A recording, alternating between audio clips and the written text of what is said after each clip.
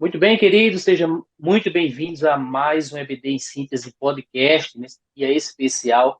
Você, querido professor, você aluno, você amante da Escola Bíblica Dominical, seja muito bem-vindo, já aproveita e já no início do nosso vídeo deixa aquele like aí, curte o nosso vídeo, deixa o seu comentário, a plataforma e o YouTube vai entender que é algo legal, é algo relevante e vai espalhar aí para um maior número de pessoas. Alan Gomes, como sempre, nunca estou só. Professor José, Pai do Senhor, professor. Pai do Senhor, professor Alain, é sempre uma alegria estar com você. Estava com saudade de estar aqui tratando um pouquinho a respeito das lições bíblicas da Escola Dominical. Sempre uma alegria poder estar participando da Obediência desse podcast. É verdade.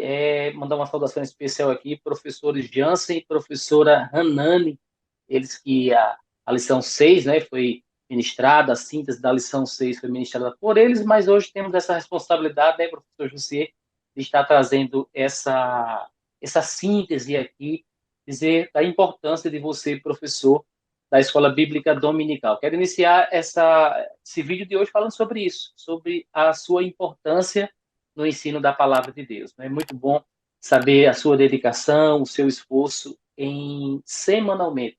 Eu não sei você, José, mas eu conheço professores que fazem questão de todo domingo estar na escola bíblica dominical. Claro, tem outras salas que tem ali 4, 5 professores e é feito aquele rodízio, mas eu conheço professores que semanalmente estão ali de domingo a domingo.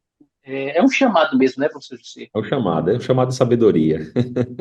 E essa lição, a lição de número 9, que tem por título A Realidade Bíblica das Finanças. E o professor, o pastor Alexandre Coelho, comentarista da nossa lição, José, ele fez questão aqui de separar por temas aqui o nosso trimestre, né? A realidade da fé, a realidade do Deus da Bíblia, do pecado, salvação, santificação, e em especial hoje aqui a lição de número 9, vamos falar a respeito das finanças, e eu já quero trazer aqui, professor José, na verdade eu queria que você trouxesse aqui uma observação em relação a isso, né? Porque muitas vezes vem uma pergunta de um determinado aluno, né? E a gente é tendencioso a fugir do tema. Mas está falando sobre isso aí, professor José? Vamos sim, professor Alain. A gente tem que sempre voltar, querido professor, querido aluno, ao tema principal da nossa lição. Estamos estudando a respeito do padrão bíblico para uma vida cristã, né? E buscando na palavra de Deus um padrão para vivermos conforme a vontade do Senhor, né? Em diversas áreas da nossa vida, como foi proposto nessa lição, e nessa lição de número 9 nós vamos ter um tema por demais interessante, né? Que está diretamente ligado e afetado à nossa vida, que são as finanças, né? O dinheiro. O dinheiro, né? Todo mundo, de alguma forma, acorda e produz e busca, né, algum dinheiro para conquistar um sonho, para fazer uma compra, para comprar o alimento, a roupa, para pagar uma sua conta. Então, é um assunto que está no nosso dia a dia, está na nossa realidade, né, no nosso cotidiano, e é de suma importância para uma vida equilibrada. Né? Porque, às vezes, a gente acha, professor Alan, que o dinheiro só diz respeito às coisas da terra, desse mundo, mas nós vamos ver nessa lição que a palavra de Deus trata muito a respeito desse tema, justamente por ser um tema delicado. E Deus tem um padrão para que nós possamos, né, viver conforme a vontade dele para esse tema, para essas finanças, né, sabendo que o desequilíbrio da nossa vida nas finanças causa um desequilíbrio, inclusive espiritual. E aí é um tema tão imenso, tão vasto, que naturalmente, querido professor, você precisa ter um pouco mais de domínio sobre o curso da sua aula, né, tendo em vista que, às vezes, muitas dúvidas ou muitos assuntos correlatos com finanças vão desviar a atenção dos alunos para outros assuntos que não estão aqui na nossa lição. Né? Então, de suma importância que o professor, nessa lição de número 9 ele tenha um pouco mais de domínio do tema e tente focar aqui no que o nosso querido comentarista quis transmitir, né? Que inclusive está cadenciado na lição e preparado de uma forma toda especial para que a gente construa não apenas uma lição edificante, mas todo um trimestre, né? Toda uma composição de lições que formam um tema para nossos alunos. Então, tenho essa preocupação de ser conciso, né, nos assuntos que estão sendo tratados aqui nos três tópicos e nos seus subtópicos da nossa lição. Eu acredito, professor José, que o que vai fazer com que o professor ele fique nessa missão aí de não não pular etapas e se concentre de tratar realmente sobre a lição de cada domingo, são os objetivos, né? Exatamente. Objetivo número um, mostrar a história e a utilidade do dinheiro, saber a respeito de que Deus pensa sobre o dinheiro, ressaltar a advertência bíblica quanto ao mau uso do dinheiro. Então, se o nosso professor ele inicia a sua lição domingo, já com esses objetivos aqui no seu coração, então não tem como ele fugir do assunto, né? Texto principal: honra ao Senhor com a tua fazenda e com as primícias de toda a tua renda.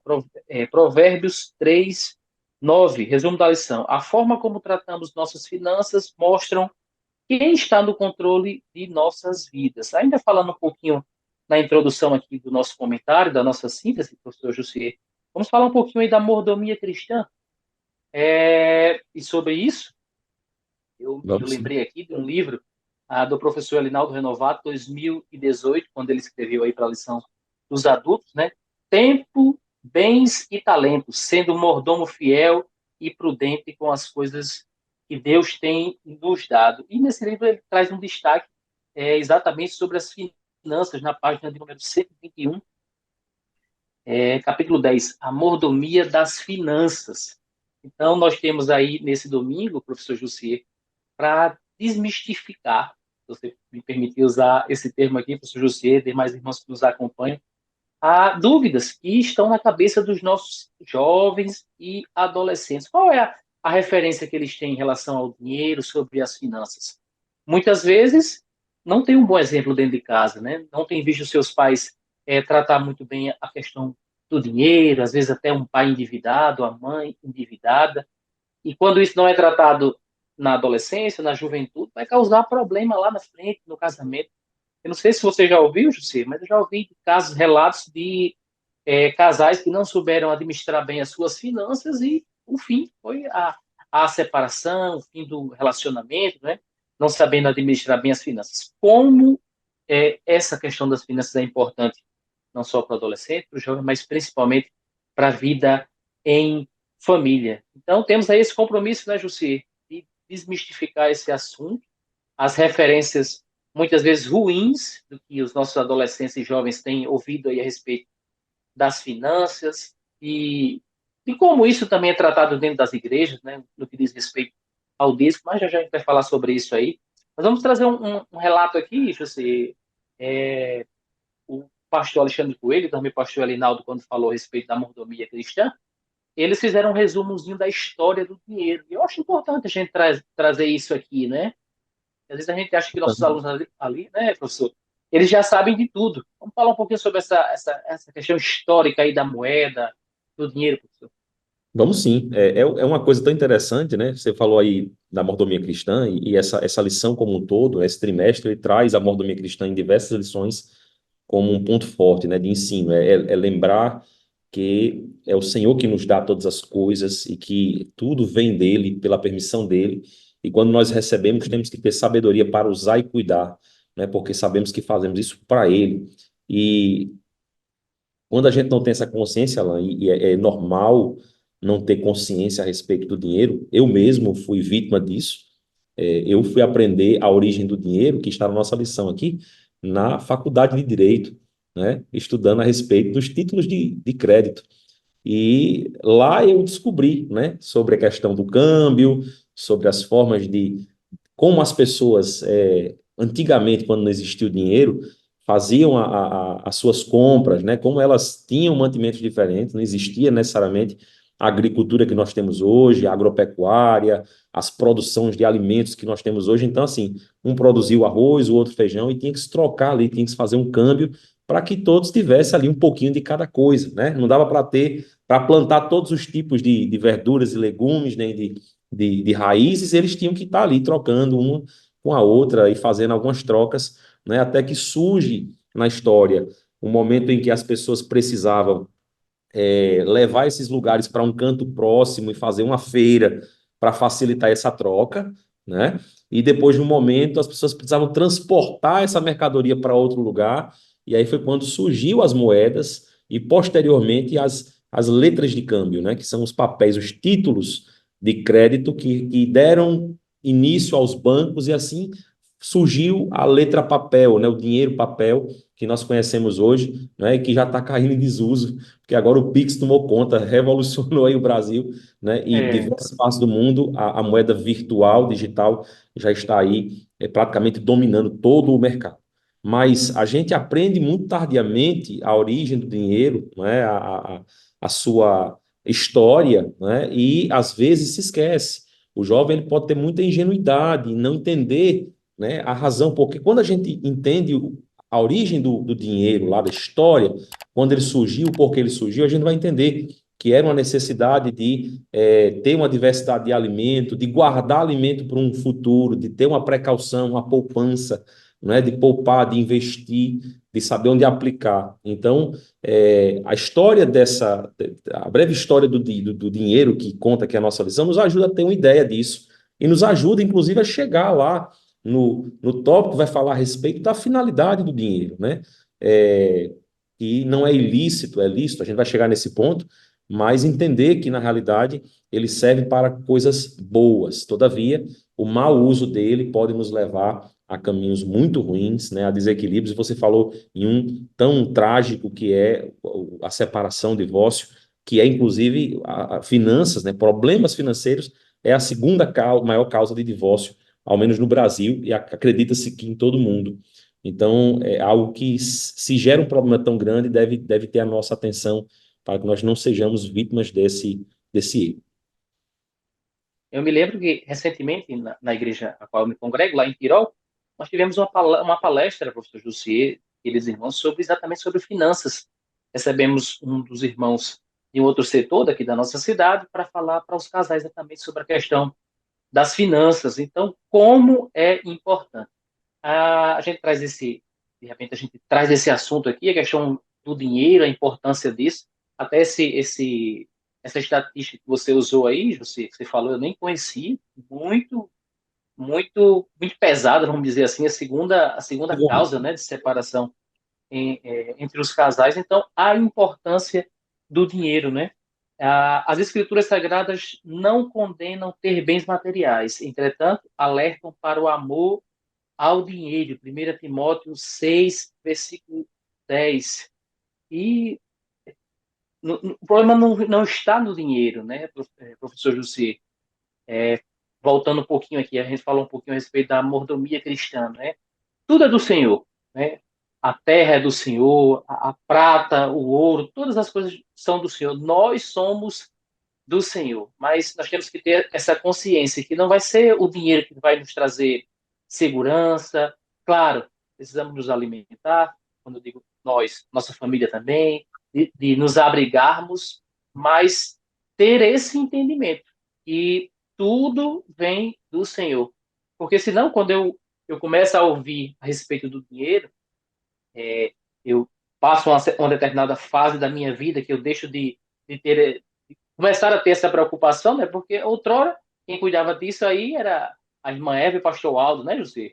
É, Mas agora vem o casamento, vem as meninas, vem as filhas, e não é ruim que você olhe para isso e imagine, eu quero ter uma casa, eu quero ter um apartamento, eu quero que minhas filhas estudem num lugar bom para o futuro delas, enfim, mas quando a gente passa para uma próxima fase, né, professor Jussi, que não venhamos a ter uma dependência disso, vir o dinheiro pelo dinheiro, né, a questão da avareza, mais dinheiro, e passamos a ser pessoas que nós não nos é, não estamos satisfeitos com aquilo que Deus tem nos dado.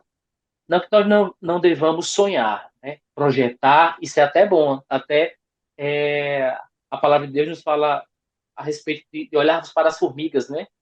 E não tem ninguém mandando nela, impondo as coisas, mas no verão, onde a comida é mais farta, elas estocam aí para o inverno, não tem problema da gente projetar para o futuro. Mas quando eu começo a o dinheiro me causar problemas ao ponto de eu me separar, não saber tratar bem as finanças, ou deixar de muitas vezes é, a minha confiança passar a ser não mais no Senhor, mas na casa, no muro alto que eu possa ter, ou no meu carro blindado. E eu acho que esse é o ponto aí, José. da nossa lição hoje, sabe? Essa questão de entendermos a questão da mordomia cristã, e vem de repente aí a avareza.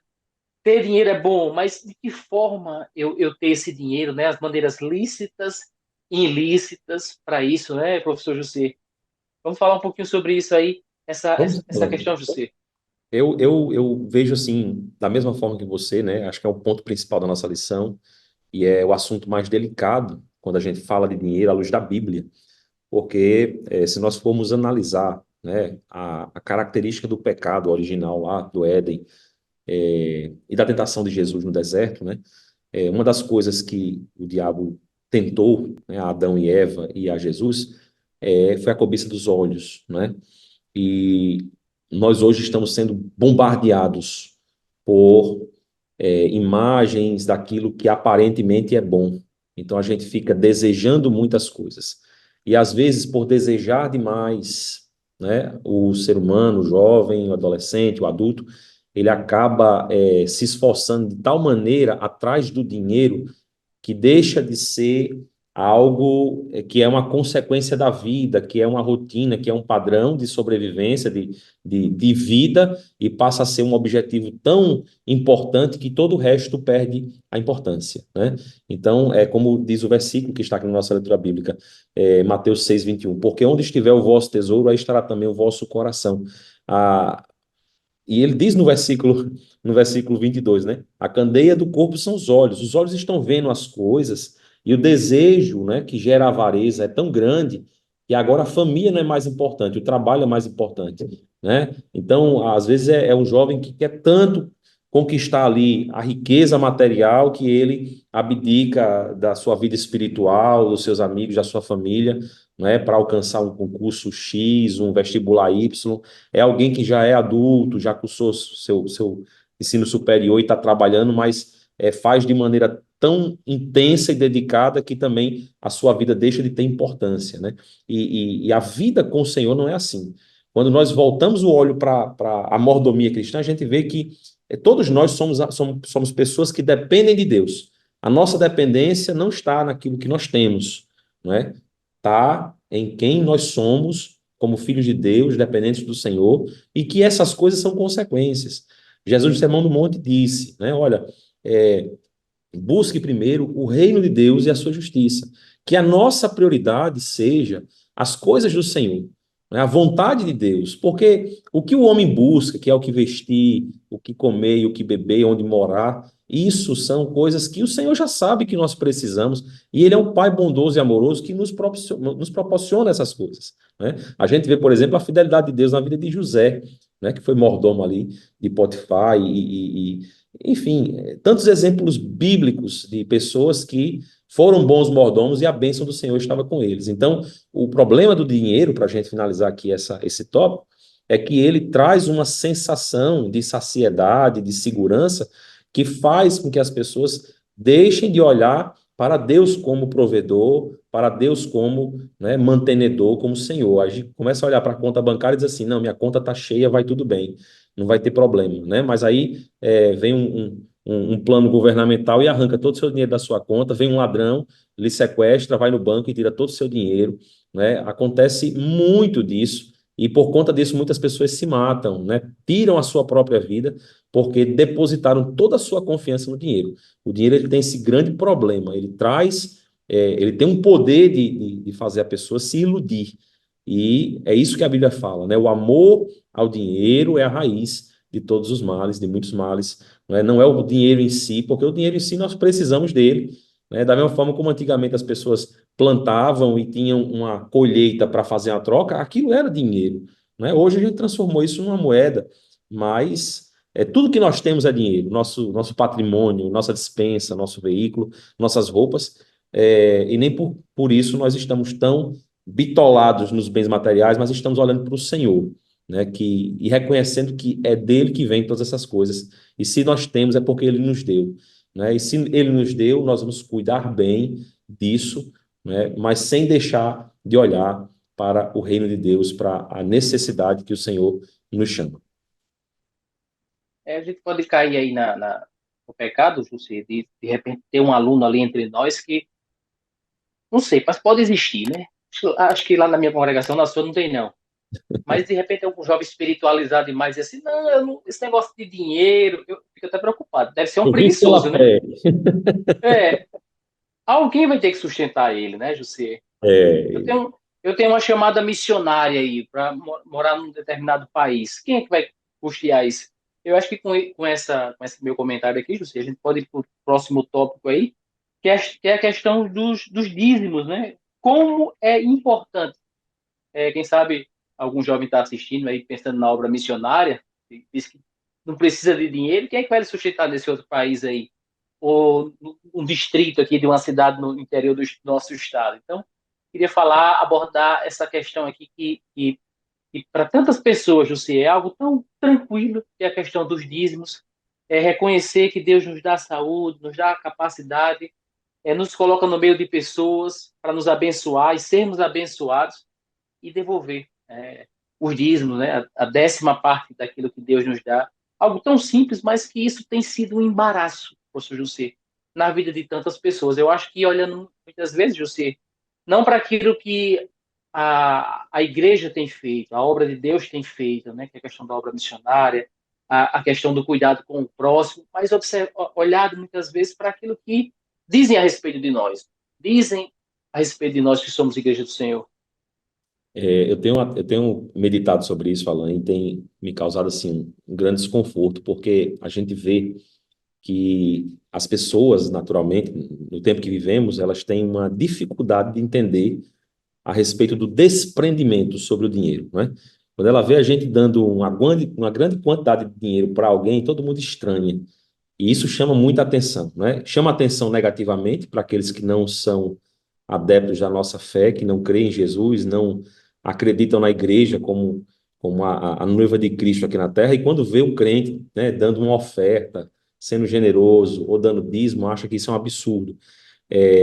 Não coincidentemente, na internet, no YouTube, né, existem canais de influenciadores que estão com milhões de inscritos e o trabalho deles é doar dinheiro aleatoriamente para pessoas, entrar assim, encontrar alguém na rua, chamar um entregador de iFood e dar uma casa e dar um carro, porque esse desprendimento ao dinheiro é estranho e as pessoas ficam impressionadas com isso.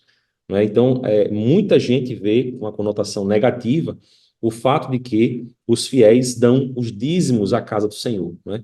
E isso não é algo estranho nem anormal para nós que fazemos parte da igreja, que somos a noiva de Cristo, porque na palavra de Deus está expresso desde o Antigo Testamento, no Novo Testamento, foi confirmado por Jesus, né? É a forma como a igreja primitiva foi formada, né?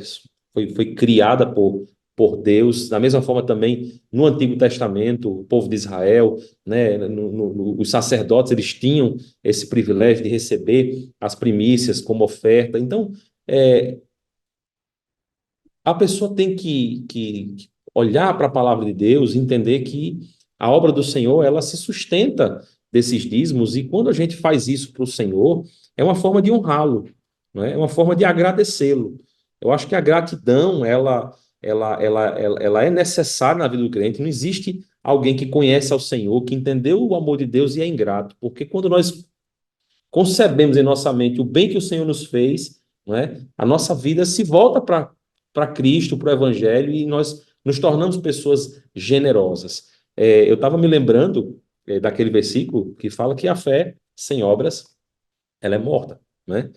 E da mesma forma, o Evangelho sem generosidade, né, sem amor, ele não é coerente, né? A palavra de Deus diz que pelos frutos nós conhecemos as pessoas, os verdadeiros profetas, os falsos profetas, os verdadeiros mestres, os falsos mestres. E Jesus nos ensina, no Sermão do Monte, a ofertar, não é? A doar e fazer isso em secreto, como quem ama e que dá com gratidão, com alegria. Né? Mas as pessoas hoje elas querem dar para receber algo em troca. Isso não é amor. Então eu acredito, eu sei que é um pouquinho duro ouvir isso, mas a palavra de Deus nos ensina assim.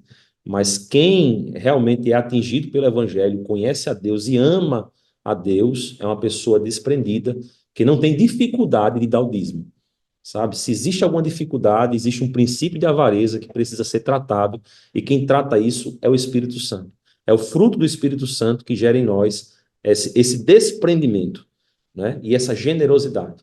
Então, nós devemos andar de mãos dadas com a generosidade, sabendo que o que o Senhor nos dá e o que sobra é para ser repartido, é para ajudar a quem precisa. O Senhor nos deu uma missão imensa, que é ajudar os órfãos, as viúvas, aqueles que estão sem alimento, aqueles que estão precisando, né? O Senhor, inclusive, retrata uma passagem do Novo Testamento que vai, né, dar crédito àquele que deu um copo de água a uma criança, a alguém que não conhecia, que deu um prato de alimento, que repartiu o que tinha com quem não tinha.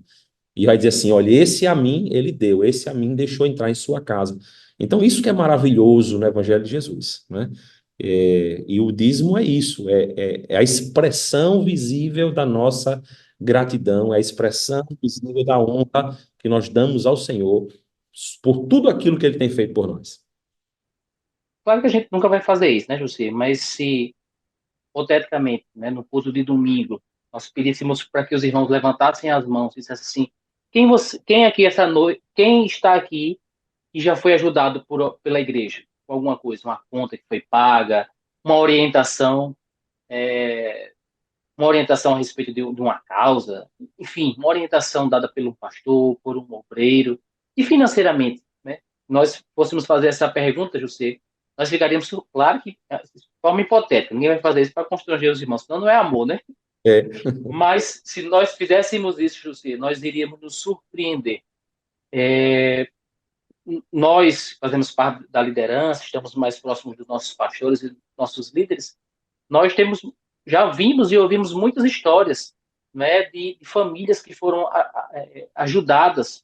Às vezes a gente olha para aquele irmão ali e não sabe que ele está desempregado, mas a igreja está ajudando junto com a diaconia, né, voltando aos tempos bíblicos, né, pessoas que são separadas pelo Espírito Santo para ajudar, como você disse, as viúvas, os órfãos. Nossa igreja ela tem feito isso e feito isso com muita alegria. Eu tenho certeza que isso vai continuar até a volta de Cristo.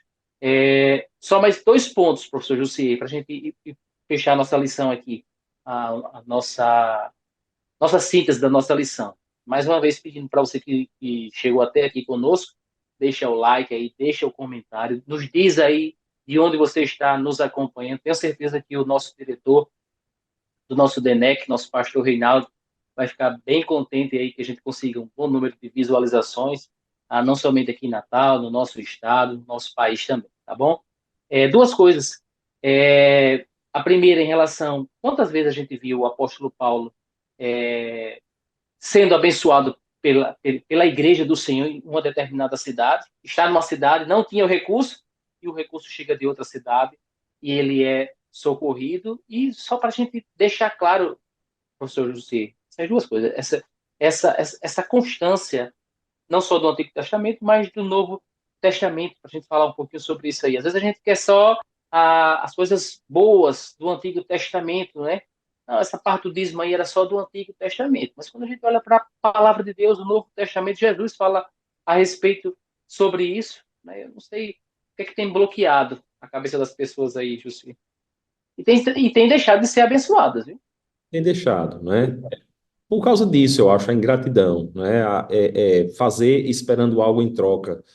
E a salvação que Deus nos deu não esperou nada em troca, né? Simplesmente nos amou e fez por nós. Então, as pessoas que tentam diminuir a autoridade do Antigo Testamento, né? E do Novo também, tentando diminuir a verdade bíblica do dízimo, das primícias do Senhor, são pessoas que querem encontrar uma desculpa para não servir ao Senhor da forma como Ele orientou, da forma correta, né?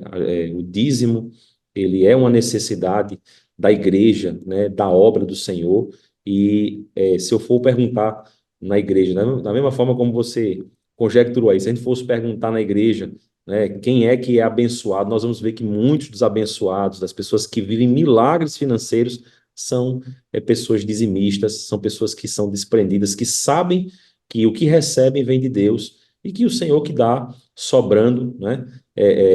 Até a gente brinca às vezes quando vai falar com jovens a respeito de filhos, né? Alguns dizem assim, não, não vou ter filho porque é caro, escola é caro, plano de saúde é caro, e a gente brinca dizendo que, na verdade, Deus não dá mais, ele não aumenta uma fatia da pizza, não, ele aumenta o tamanho da pizza, né?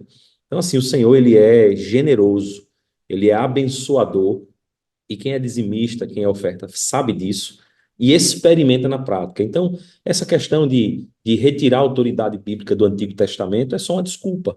Não é dizer, não, isso aqui é para a Antiga Aliança, só serviu, né, para os hebreus, para Israel, né, depois que Jesus veio, a Nova Aliança não tem mais isso, não. Na realidade, Jesus veio para cumprir a lei e mostrar que todo o Antigo Testamento apontava para a Nova Aliança, né, ele veio cumprir a lei que o Senhor deu, né, e veio trazer a graça, mas mantendo todos os princípios que estão estatuídos no Antigo Testamento. E havia o princípio, né, da generosidade das tribos, né, para com os sacerdotes, os levitas. Existe no Antigo Testamento, né, ora, antes de Abraão, né, lá no Antigo Testamento, em Gênesis, a gente vê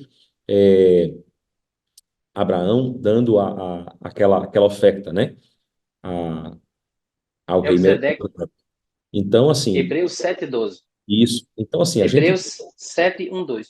7:1-2, né? Que confirma. Então, a gente vê no Antigo Testamento essas coisas acontecendo e a palavra de Deus nos mostrando, nos dando uma luz, um caminho que deve ser seguido. E hoje não é diferente, né? Alguém pode até dizer assim, mas não é mais 10%, querer precificar o dízimo. O dízimo ele está no coração de quem dá, né? É a primícia. O que Deus quer que a gente faça é que a gente entregue o melhor da nossa vida para o Senhor, sabendo que é Ele quem dá, e é Ele quem nos enriquece, é Ele quem nos faz abundar, né, prosperar. A promessa é dele, de que onde nós colocarmos os nossos pés e as nossas mãos, vai prosperar. A promessa é dele para nós. Acho que a gente aproveita aqui, Jussi, que a gente, aquele ditado popular, 8 e 80, a gente está no 8 aqui, né? É, Olhando para a palavra de Deus, que a palavra de Deus nos diz, mas se a gente olhar aí para a teologia da prosperidade, que é o 80, que são cultos onde são vendidos tantas coisas, né? Flor, vendido a flor, vendido um lenço, vendido isso, vendido aquilo, e que se você está passando por uma prova financeira é porque você está em pecado. E, infelizmente, até no nosso meio, né, pessoas que vêm dessas denominações, que são pessoas que sofreram aí por essa teologia distorcida, que não é a teologia de Cristo, nós temos essa oportunidade. Às vezes o professor ele tem nas suas mãos ali uma lição tão importante, José, voltando para o início que a gente falou, tenta não fugir do tema, né, professor José? isso. Só, só essa temática aqui a gente já poderia falar 2 horas com os nossos alunos, vão surgir dúvidas, a gente sugere aqui que você, quem sabe, fazer uma palestra aí no próximo sábado, após uma lição como essa, e eu tenho certeza que você vai tirar muita coisa ruim da cabeça desses jovens aí, não somente daqueles que eles têm de fora, mas também da nossa própria denominação, sem conhecer, como eu disse aqui, repito, né, nós que fazemos parte da liderança, estamos perto dos nossos pastores, temos visto a preocupação, a dificuldade deles exercerem esse amor para com o próximo aí, não é? Dado em vista que a gente precisa de recursos. A gente abençoar as pessoas financeiramente não adianta só orar, né, José? Não, não, tem que Me lembro, ação, né? Tem que ter ação. eu me lembro de um pastor nosso, lá do Conjunto Santarém, setor 19, ele disse que chegou numa igreja e os irmãos foram visitar uma senhora, foram dar a Santa Ceia. Quando chegaram lá, a caixa d'água da irmã estava com vazamento. Aí ele perguntou, e aí, o que vocês fizeram? Eu disse, não, a gente orou por ela. Eu disse, não, orou por ela não. Nós vamos consertar a caixa d'água da irmã. E fizeram uma reforma na casa dela, claro que não da maneira que eles queriam fazer, mas mudou a vida daquela senhora, daquela viúva, né? Não somente a caixa d'água, mas pintaram a casa da irmã.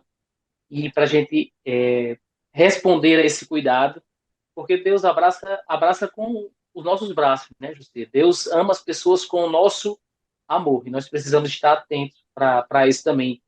E eu trago até essa responsabilidade aqui, José, não está no script aqui, mas que a gente não fique esperando somente a atitude do nosso pastor, do nosso líder, mas que estejamos também atentos para um caso como esse aí, um exemplo claro, né? Não somente orar por aquela pessoa que está precisando, né? Mas se estiver as suas mãos para fazer, que faça, né? A gente volta agora para a observância de um inseto tão, um ponto de vista tão insignificante que é a formiga, né? Tratando aí para que o tempo que vem a dificuldade, ela tenha o alimento, nós tenhamos também a sabedoria de lidar com as nossas finanças, não somente gastar meu carro, minha casa, minha filha, a roupa da minha filha, né? A minha casa de praia, meu, mas olha ao redor, trate bem as suas finanças para que você venha repartir também com os seus irmãos, né, José? José, só para a gente fechar, eu queria, você que é advogado, trabalha muito com a questão do direito aí, não sei se você já ouviu falar aí, causa na justiça por ser fiador de alguém? Acho que não, né, José?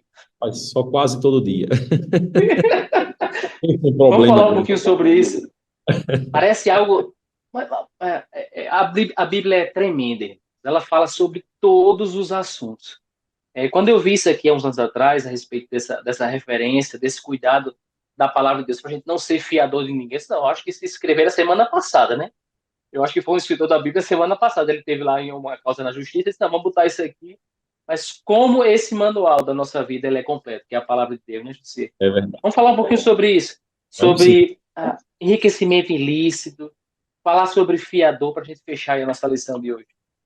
Nosso tópico 3 é muito interessante, né? Advertências contra o mau uso do dinheiro. Ou seja, não basta apenas você se preocupar em como ganhar dinheiro. E ganhar dinheiro tem sido algo que também que tem envolvido a mente da sociedade, de um modo geral, né? As pessoas querem ganhar muito fazendo pouco. A gente viu que isso não funciona. Se você for analisar, quem tentou fazer isso, de alguma forma, teve um prejuízo muito grande, né?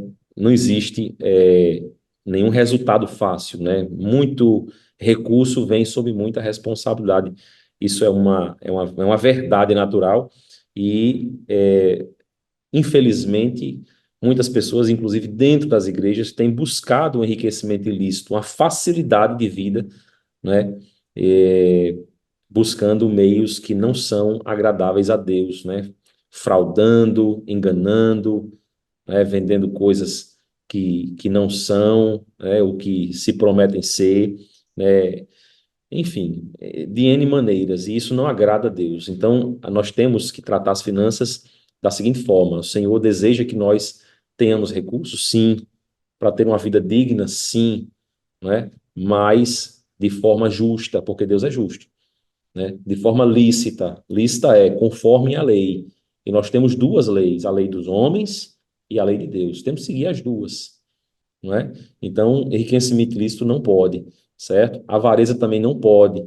E saber lidar com os recursos que Deus nos dá. Saber lidar é ter sabedoria para utilizar. Primeiro, não adquirindo coisas supérfluas, sem importância, desnecessárias, porque você poderia estar ajudando alguém que está precisando de alguma coisa, ao invés de comprar algo que você não vai usar e que vai virar lixo, né? E a segunda forma, como Alan disse, seguindo as recomendações bíblicas, e uma dessas é milenar, não sendo fiador de outras pessoas. Hum.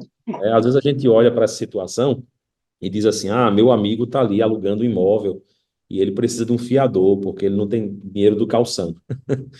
E aí, mas ele é meu amigo, eu não posso deixar ele na mão. E aí a pessoa coloca o nome lá como fiador, né? Ou o parente vai fazer um empréstimo, contrair uma dívida para abrir um negócio, para fazer uma operação ali maior, e a gente acaba, às vezes, querendo agradar e dar o nome, certo? Sem ter a garantia e a certeza de cobrir esse prejuízo se tudo der errado. E normalmente, né, parece, Alan, que a palavra de Deus parece a palavra de mãe, né? Ela diz ali e parece que é desobedecer para ver, né? Quando a mãe diz, não faça, o menino faz, pronto, vai dar errado. E a É assim mesmo. não seja fiador, porque não é bom. Aí a pessoa faz e parece que é quando se faz é que dá errado.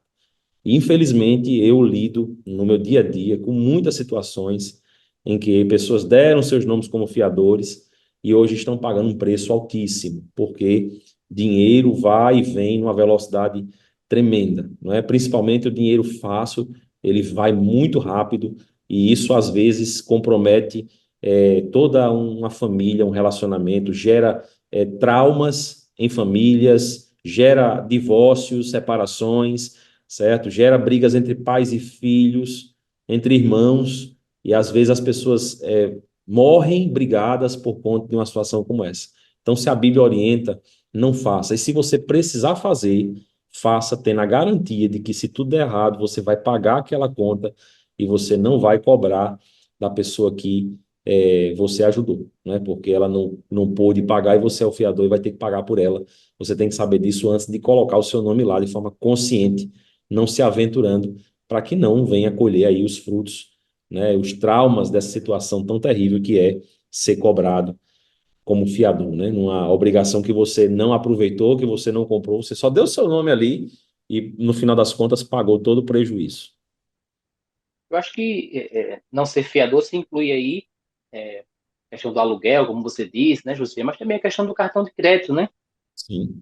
A pessoa vai fazer um financiamento também, olha, se a pessoa, porque eu estou com o meu nome, não estou podendo comprar. Ela não disse que está com o nome sujo, não está podendo comprar. Você me empresta seu cartão? Até minha esposa Nádia diz assim, olha, se o nome dela está sujo, imagina, ela vai ter consideração e respeito com o meu. Recentemente, meu cunhado recebeu uma ligação de uma pessoa, José, dizendo que precisava do nome dele para comprar uma moto. Aí ele disse, mas você já foi na loja? Já. Mas a moto que o banco quis me financiar, eu não quero. Então eu quero uma moto melhor, maior. Aí meu cunhado disse, olha, se o banco, que está acostumado a emprestar dinheiro, analisou, viu que você, seu crédito não consegue comprar essa moto, e eu vou ser o seu... Aí deixou de falar com ele, já tem umas 3 semanas, mas vai passar, né? Vai, vai. É menor prejuízo do que depois ter que pagar a moto e não ficar com ela, né? Você, eu acho que algumas palavras-chave aqui para a gente fechar a nossa lição de hoje, né? A questão de não amor ao dinheiro, a questão do dízimo, a importância dele, a questão das primícias, a questão da avareza, a palavra que você usou aí, a questão do tesouro, né? O tesouro está ao seu coração. Eu acho que são palavras que vão nortear e ajudar bastante aí a lição do próximo domingo com os nossos queridos alunos da Escola Bíblica Dominical. Aproveite, motive eles. Você está domingo com eles ali na lição, diga-lhes, olha, domingo tem de novo, e domingo de novo. E eu tenho certeza que isso vai enriquecer as vidas deles, como tem enriquecido as nossas vidas. Professor José, sua saudação final aí para a gente se despedir, pelo menos da EBD em síntese de hoje. Amém, queridos. Eu desejo uma excelente aula para todos os alunos e professores, amigos que nos acompanharam, né? Estude a lição antes de ir à aula, tenha um excelente proveito, saia de lá alimentado. Sua vida vai ser certamente muito abençoada, assim como foi a nossa, ao estudar e comentar aqui com vocês essa lição. Que Deus abençoe a todos vocês. Amém. Deus abençoe vocês. É uma alegria poder estar aqui em mais uma edição do EBD em Síntese Podcast. Pai do Senhor, queridos. Deus abençoe.